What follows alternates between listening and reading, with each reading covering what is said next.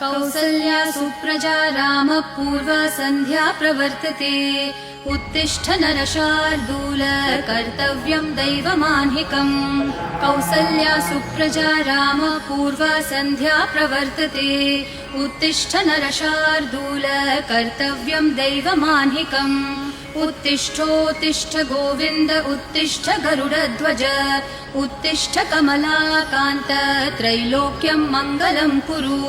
उत्तिष्ठोत्तिष्ठ गोविन्द उत्तिष्ठ गरुडध्वज उत्तिष्ठ कमलाकान्त त्रैलोक्यं मङ्गलं कुरु